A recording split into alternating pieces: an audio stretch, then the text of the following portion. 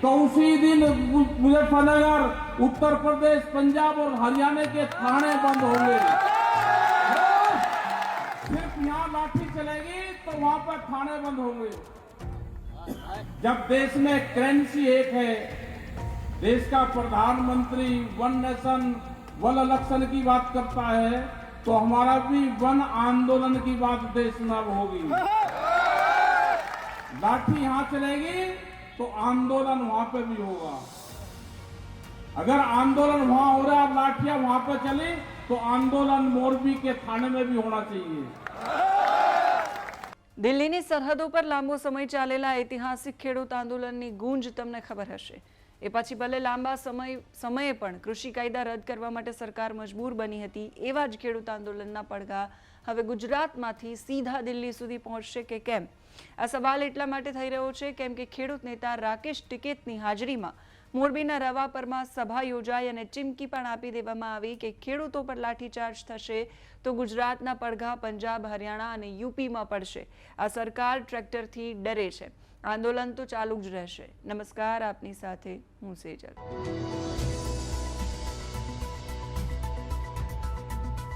હવે ગુજરાતનું મોરબી પણ ખેડૂત આંદોલનનું નવું કેન્દ્ર બની ગયું છે।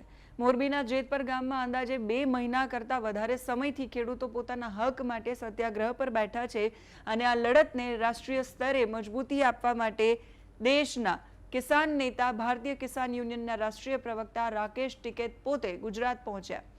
આંદોલનને ટેકો જાહેર કર્યો। આ સાથે જ સંગઠનના રાષ્ટ્રીય અધ્યક્ષ રઘુવીરસિંહ ચૌધરી પણ જોડાયા છે। રાકેશ ટિકૈતે આંદોલનની છાવણીની મુલાકાત લીધી અને ત્યાર પછી આંદોલનને ટેકો આપવા માટે મોરબીના રવાપર રોડ પર એક વિશાળ ખેડૂત મહાસભાનું આયોજન કરાયું। આ મહાસભામાં મોરબી અને આસપાસના જિલ્લાઓમાંથી હજારો ખેડૂતો ઉમટી પડ્યા।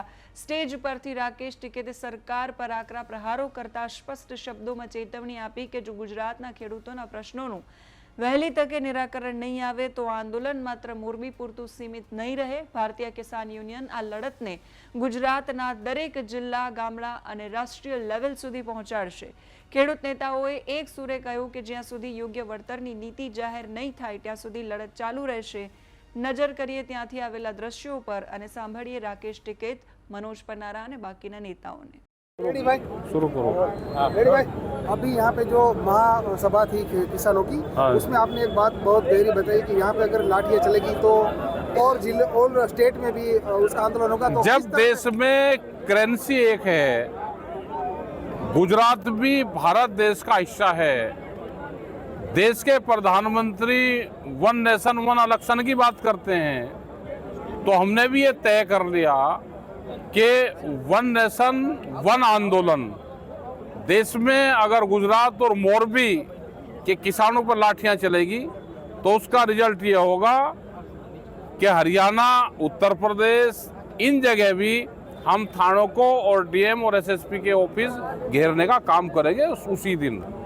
यहाँ नहीं आ सकते 1000 किलोमीटर दूर, तो हम अपने थाने में 40 किलोमीटर दूर अपने वहाँ पे बैठ सकते हैं। अगर वहाँ पे हमारे ऊपर लाठियाँ चले तो गुजरात और मोरबी के लोग भी यहाँ पे बैठे हैं। ये इस तरह का मूवमेंट हम शुरू करने जा रहे हैं। सरकार का काम है कोई जनहित का, पब्लिक वेलफेयर का कोई काम हो, उसके लिए एक्विजिशन सरकार करती है। यहाँ जो अभी हो रहा है टावर लाइन का जो मामला है, उसमें सरकार का लेना देना कोई नहीं है। वो देश के जनहित के लिए नहीं हो रहा, वो तो विदेश में व्यापार करने के लिए बिजली लेके जा रहा, लाइन लेके जा रहा, तो वो सरकार क्यों दलाली कर रही बीच में? बात सीधी किसान और उसकी अडानी की हो, उस अडानी किसान से बात करे, वो प्रॉपर्टी का मालिक है। अगर उनका सौदा बनता है तो वो दे दे, नहीं बनता तो ना दे। क्यों ले जा रहे हैं खेत के बीच से? सड़क के किनारे किनारे ले जाओ, सरकार परमिशन दे दे, सरकार उसको फ्री ले जाने दे, पैसे में ले जाने दे, हमको कोई दिक्कत नहीं है। लेकिन हमारी प्रॉपर्टी के बीच में जाता है, सरकार कौन होती है दखल देने वाली? तो इसलिए इसमें हमारा ऐतराज़ है। और सरकार जो ये जिस तरह का व्यवहार कर रही है उसकी हम निंदा करते हैं। सरकार को बीच से हट जाना चाहिए। ये हमारा अडानी का मामला है, हम निपट लेंगे किसान इसको। तो ये हमारी इसमें सीधी मांग है। सरकार जिस तरह का व्यवहार कर रही है वो तो ऐसे कर रही है जैसे सरकार उसकी कमीशन एजेंट है। सरकार 2 गुना ले लो, अरे क्यों मजाक कर रहे हो हमसे? जब कानून का प्रावधान है, पहली बात तो ले क्यों ले, मतलब नहीं है। एक्विजिशन का क्लियर प्रावधान है, जनहित के कार्य के लिए किया जाता, वो है ही नहीं इसमें। और सरकार भी लेती है तो भी 4 गुने का प्रावधान तो सीधा सीधा कानून में ही है, 2013 के एक्ट में ही है। तो ये थोड़ा ही है कि आप जैसा चाहेंगे वैसा बना देंगे और वैसा कर लेंगे।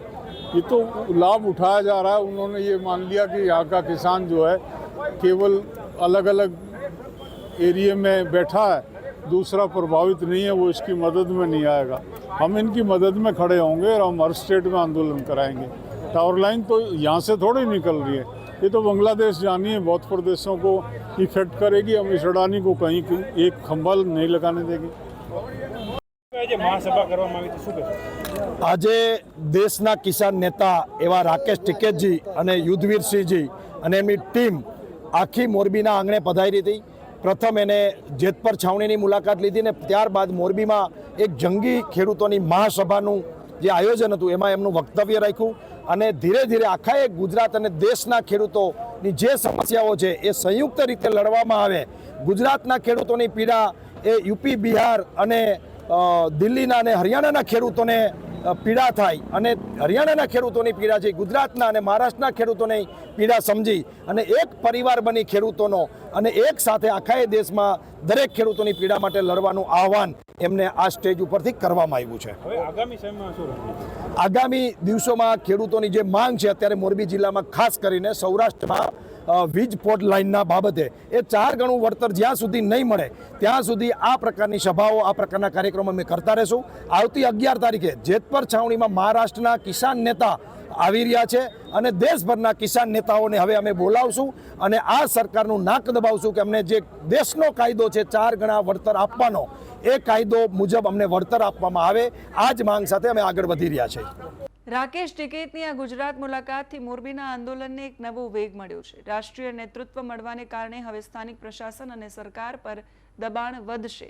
ખેડૂત સંગઠનો હવે આગામી દિવસોમાં વધુ ઉગ્ર અને શાંતિપૂર્ણ આંદોલનની રણનીતિ બનાવી રહ્યા છે.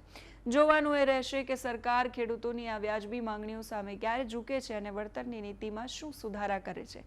તમને શું લાગે છે કમેન્ટ કરીને ચોક્કસથી કહેજો. અત્યારે આ વિડીયોમાં બસ આટલું જ. નમસ્કાર.